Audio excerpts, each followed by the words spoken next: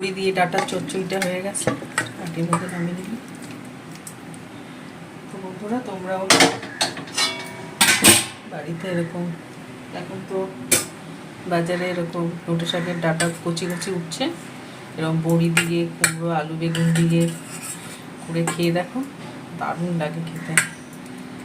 আর গরমের সময় ভালো লাগে না, কিন্তু এরকম যদি চচ্চড়ি করে নাও তাহলে গরম গরম ভাতের সাথে দারুণ লাগবে খেতে। নোটে শাকের ডাটার চচ্চড়ি করার জন্য এখানে দেখো পুরো একটা গাছ নোটে শাকের ডাটা নিয়ে নিয়েছি। শাকগুলো আগের দিন ভেজে নিয়েছি, তার সাথে 2টো মিডিয়াম সাইজের আলু, 1 ফালি কুমড়ো আর 3টে এই যে এরকম ছোটো বেগুন নিয়ে নিয়েছি। নিয়েছি 20টা মতো বিলিডারের বড়ি নিয়ে নিয়েছি, এই যে ছোটো ছোটো এরকম। আর এই যে নোটে শাকের যে কচি ডাটাগুলো ওগুলো নিয়েছি, মাঝখানে মোটা ডাটাটা নিয়ে দুটো রেখে দিয়েছি, একদিন ডালে দিয়ে খেয়ে নেবো। লম্বা করে একটুখানি খোসা ছাড়িয়ে কেটে নিয়েছি। আর সাথে এখানে এই যে আলুগুলোকে এরকম লম্বা করে কেটে নিয়েছি, বেগুনগুলোকে এরকম ছোটো টুকরো করে কেটে নিয়েছি, আর কুমড়োটাকেও এরকম ছোটো টুকরো করে কেটে নিয়েছি। সব সবজিগুলো কেটে ভালো করে ধুয়ে জলটা ঝরিয়ে নিয়েছি। গ্যাসের উপরে একটা কড়াই বসিয়ে গ্যাসটা ধরিয়ে দিলাম। কড়াইটা ভালো করে গরম করে নেবো।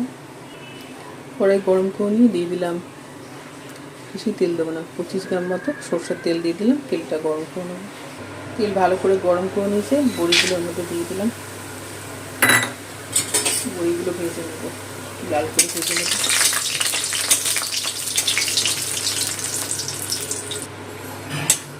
বড়িগুলো একটু লাল করে ভেজে নিয়েছি, তেলটা একটু নামিয়ে নেবো।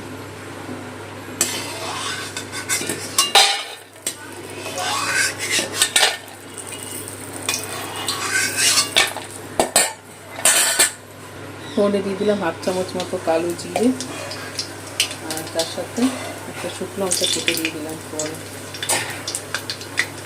ফোড়নটা একটু তেলে ভেজে নেব। ফোড়নটা দিয়ে ভালো গন্ধ বেরিয়েছে। সবজিগুলো কেটেছিলাম ডাটার সঙ্গে দিয়ে দিলাম। সবজির পরিমাণ অনুযায়ী দিয়ে দিলাম নর্মাল চামচের 1 চামচ নুন, 1 চামচ হলুদ গুঁড়ো। নুন হলুদটা সবজির সাথে মিশিয়ে দিয়ে সবজিটা ভেজে নেব। গ্যাসটা বাড়িয়ে দিয়েছি, বাড়িয়ে সবজিটা একটু ভেজে নেব।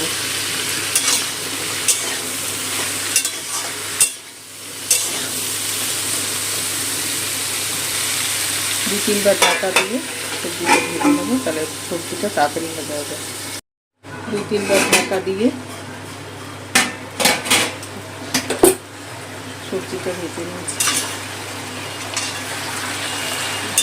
সবজিটা ভাজা হয়ে গেছে, আর অনেকটা নরমও হয়ে গেছে সবজিটা।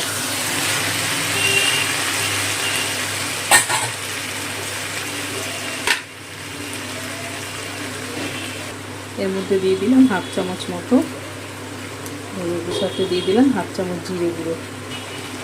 জিরে আর ধনে গুঁড়োটা একটু সবজির সাথে কষিয়ে দেবো, সামান্য একটু নেড়ে ফেলে মিশিয়ে দেবো। দিয়ে ধনে গুঁড়ো খুব বেশি কষানোর দরকার নেই,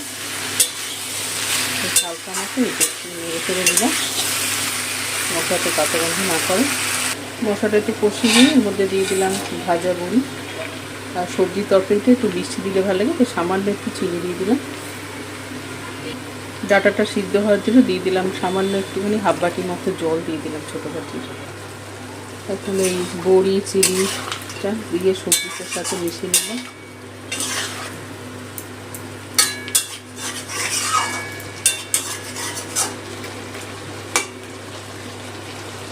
এখন ঢাকা দিয়ে গ্যাসটা রেখে করে 10 মিনিটের মতো রেখে দেবো। 15 মিনিট মতো ঢাকা দিয়ে রেখেছিলাম। সিদ্ধ হয়েছে নাকি নেড়ে দিই।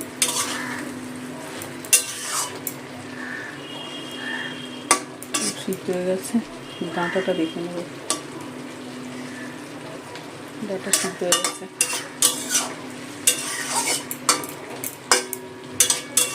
আর যে জলটা দিয়েছিলাম সেটাও শুকিয়ে গেছে।